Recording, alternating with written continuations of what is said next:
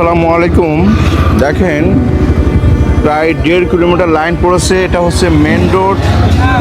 এটা সাতক্ষীরা জেলা, খুলনা এবং সাতক্ষীরা মহাসড়ক। কি পরিমাণ লাইন আমি দেখি, আপনার চোখ যতদূর যাবে ঠিক ততদূর এই একই অবস্থা। আমরা দেখার চেষ্টা করি সামনে, যে পেছনে যতটা লাইন দেখা যাচ্ছে তেলের জন্য, ঠিক সামনেও একই পরিস্থিতি দেখা যাচ্ছে সব মিলায়। এবং এখান থেকে তেল পাম্প প্রায় 1 কিলোমিটার দূরে।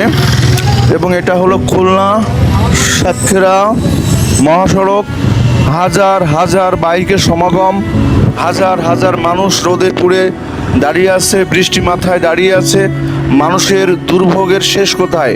মানুষ, সাধারণ জনগণ সহ সবাই ঠিক এইভাবে ওই অবস্থা। দেখেন ওখানে বলতেছে এইসব বলেও কোনো লাভ হবে না। তার মানে আমরা দেখতে পাচ্ছি দীর্ঘদিন ধরে একই অবস্থার ভিতরে মানুষজন চলছে এবং একই অবস্থার ভিতরে মানুষের জীবনযাপন চলছে। এবং এটা অত্যন্ত দুর্ভাগ্যজনক। এবং এটা নিয়েও যশোর জেলায় একজন মারা গিয়েছে। এটা নিয়ে বাকবিতণ্ড করার কারণে যশোর জেলায় একজন মারা গিয়েছে। সাধারণ জনগণের অনেক বেশি দুর্ভোগ চলছে। এবং শুধু তাই নয়, এখানে অনেকেই তেল ব্যবসাকে সিন্ডিকেট করে চালাচ্ছে, যার ফলশ্রুতিতে মানুষের দুর্ভোগের শেষ নেই। সাধারণ জনগণ অত্যন্ত দুর্ভোগের শিকার হচ্ছে। সাধারণ জনগণ অত্যন্ত বিপদের সম্মুখীন হচ্ছে। সাধারণ জনগণ অত্যন্ত পরিমাণ সময় সাপেক্ষে সময় চলে যাচ্ছে, যার ফলশ্রুতিতে দিন রাত চলে যাচ্ছে ঠিক এই তেল পাম্পের সামনে দিয়েই। আসলে এটা অত্যন্ত দুঃখজনক এবং এটা অত্যন্ত কষ্টদায়ক।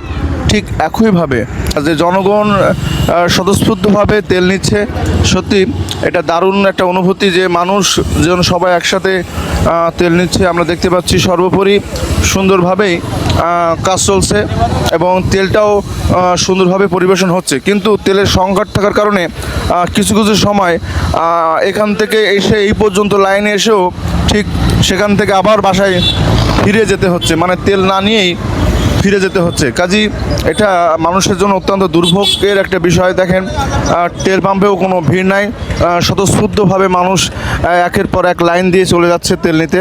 এটা সত্যি ভালো লাগার কারণ। কিছুদিন আগেও দেখেছি এখানে গ্যামজাম পরিবেশ ছিল, খুব আতঙ্কিত পরিবেশ ছিল, এমন অবস্থা, ভয়াবহ অবস্থা বিরাজ করছিল।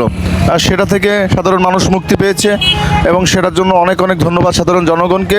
এবং আমার মনে হয় এটা খুব দ্রুত সময়ের ভিতরে এই সংকট কেটে যাবে, আমরা সেটা আশা করি এবং সবাই দোয়া করবেন। এবং সাতক্ষীরা জেলা থেকে আমি এই